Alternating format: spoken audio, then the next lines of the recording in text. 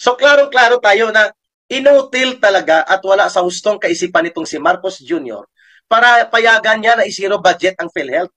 At tapos uutusan niya, mamanduan niya ang kanyang health secretary na si Secretary Ted Herbosa na subukan mong gawa ng paraan na maayos pa rin ang PhilHealth services natin bagamat zero budget, di kulukoy.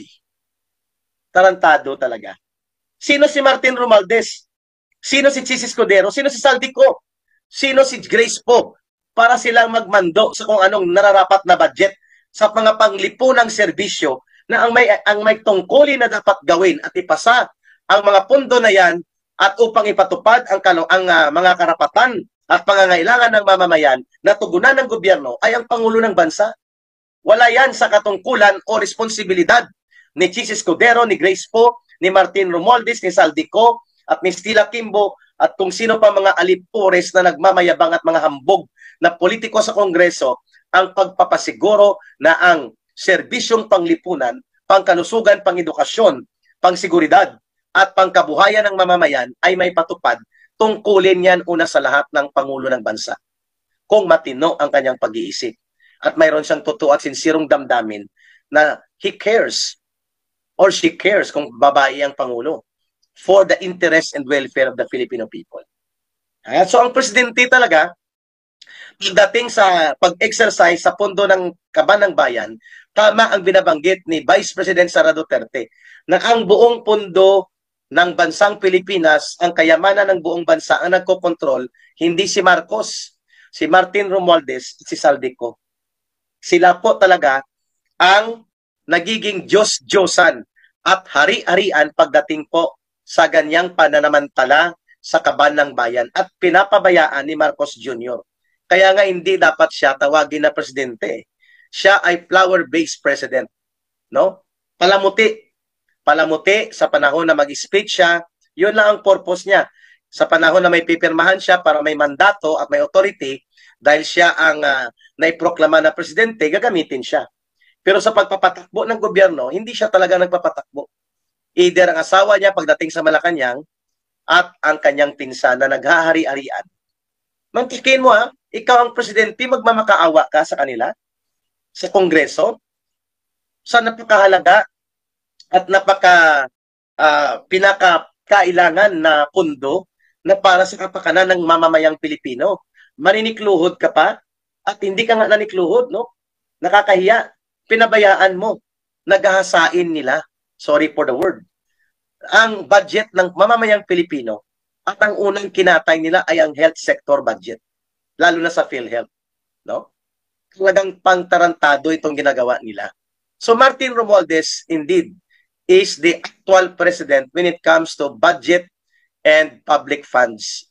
At mga programang ipatupad, siya ang nagtatakda kung anong pupunduhan, anong ipapatupad, saan ipapatupad, magkano ipapatupad, anong ipupundo.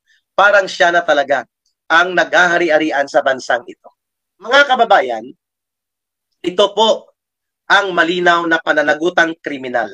Criminal accountability nila ni Bongbong Marcos ng Kongreso at ng Senado ang ginawa nilang pagtanggal at paggawa ng zero budget para sa PhilHealth. Kailangan bawiin ito at dapat ideklara ito ng Supreme Court na unconstitutional po ito. Ang Budget 2025 dahil maraming nilabag na mga probisyon ng batas at probisyon ng konstitusyon. Halimbawa, para mapansutan nila Marcos na ang budget for education ay hindi naman daw talaga napabayaan at priority pa rin daw ito according to the mandate of the Constitution sa 1987 Constitution, ay kanilang idinagdag ang budget diyan. Ibinilang nila ang budget ng Philippine Military Academy, which is under dapat yan sa budget ng National Defense Department. Ang budget ng Philippine National Police, which is under dapat sa DILG. Ang budget ng Philippine Public Safety College, dapat under din yan sa DILG. So marami pa po silang ginawa na mga pangmamahika o magic nila para lumabas na kunwari malaki pa rin ang pondo na inilaan ng budget for 2025 sa sektor ng edukasyon. Well, in fact, hindi po totoo. Sapagkat kanila pong inikutan ang batas at niloko ang taong bayan dahil ang budget ng Philippine Military Academy, ang budget nito ay sa Defense Department yan. Hindi yan sa sektor ng edukasyon. Bagamat yan ay training institution. Ang budget ng Philippine National Police Academy ay sa budget yan ng PNP at ng DILG supervision yan. Hindi yan sa budget ng sektor ng edukasyon. So as other training institutions of security-related sectors. So mga kababayan, mga kasambayanan, ito ang pangalawang pagkakataon na nakita natin na ang budget talaga sa sunod-sunod na mga pagkakataon walang nagagawa o walang pakialam si Marcos. Pipirma na lang siya kung ano ang ginawa ng mga pangangatay at diskarte ng Kongreso, lalo na ni Martin Romualdez, na sinasang-ayunan ng rubber stamp ng mga senador na wala ring boses dahil kasabwat na sila ngayon sa pangtatarantado nila sa budget ng mamamayang Pilipino. Kaya nagkaroon ng National Rally for Peace. Yan ang dahilan ng righteous indignation. Okay? Number 2, mga kababayan, mga kapatid na nanonood at nakikinig ngayon kay Ka-Eric. Ang National Commission for the Indigenous People, ito po ay binuo na isang sangay ng gobyerno na ahensya na nangangalaga at nagpoprotekta para ipatupad po ang mga karapatan at kabutihan ng mga pamayanang tribo at katutubo sa Pilipinas na ini-estimate umaabot po ang population nila, ang bilang nila sa mga higit 20 milyon na mga katutubo sa buong Pilipinas, Luzon, Visayas, at Mindanao. Ngayon po, dahil sa kahirapan at kakulangan ng matagal na serbisyo na hindi na ibibigay ng gobyerno at sa malalayong lugar po ang mga pamayanan ng mga katutubong pamayanang tribo, kadalasan po huling-huli sila pagdating sa mga serbisyong panglipunan na dapat maibigay ng gobyerno sa kanila. Kaya yun po ang binuo ang NCIP para may patupad din po ang IPRA Law or the Indigenous Peoples' Rights Act na tayo lang po ang may ganyang batas sa buong mundo na nagbibigay ng pagpapahalaga at pangangalaga sa ating mga katutubo at mga ninunong pamayanan at mga tribo. Unique po yung batas na yung IPRA Law of 1995. At yun po ang Indigenous Peoples' Rights Act. Subalit walang saysay po yan. Walang katuturan ang batas na yan at ang NCIP mismo kung walang budget na ibinibigay para pangalagaan. Ipatupad po ang mandato ng ahensya ng NCIP para pangalagaan at protektahan ang kapakanan at kabutihan ng mga pamayanang tribo at mga katutubong pamayanan. O walang purpose kung wala. Ang serbi ng purpose na yan ay dapat buhay na maging programa. If there is no budget, there is no program to implement.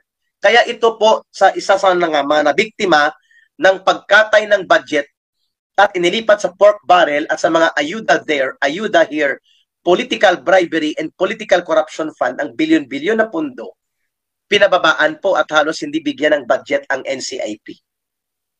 Sa dahilan ng ganyan, libo-libo po o ilang daan yung mga kabataang katutubo ng mga tribo na naglalayong makaangat sa kanilang buhay at makatulong sa kanilang mga pamilya at kanilang pamayanang tribong katutubo na makapag-aral sa kolehiyo at mabigyan ng subsidy support sa mga boarding houses nila, sa pagkain, sapagkat malalayo ng lugar nila para makompleto nila ang kanilang edukasyon hanggang kolehiyo. Ngayon po, pinatigil ng NCIP sa ulat na nakikita natin online dahil wala na pong sapat na pundo para sa scholarship support ng mga kabataang mahihirap na mga katutubong pamayanan at tribo. Yan ay patotoo na talagang mayroong nagaganap na criminal negligence. Pagpapabaya na kahalintulad sa isang akto kriminal, itong ginagawa ng Marcos Jr. government at ng mga alipores niya na kasabwat ng pinsan niya at ng Senado at Kongreso. Mantakin mo, kawawa na nga ang mga tribong ito na nakakaranas ng pangaraw-araw na problema sa diskriminasyon, kakulangan ng oportunidad sa kabuhayan at ekonomiya, at winawasak pa ng komunista mga komunidad at pamayanan na ginagamit na guerrilla zone at guerrilla base upang magkaroon ng terorismo at mag-asik na mga mararahas na mga activities. Ay ngayon po, wala pa rin silang puwang. Hindi lamang sa PhilHealth support, kundi pati sa education support. Hindi ba? Yan ay isang malinaw na criminal act of negligence, pagpapabaya na sinadyang gawin ng gobyernong ito. Di ba Alberto Mabini and Adriana Dacula and Emily Sidano and Mera Kabandan Lincoln? Criminal na kapabayaan, criminal negligence. Cordapia, so ano po ang proper response ngayon sa people power daw nila versus BP Sara? Hayaan natin sila, Cordapia.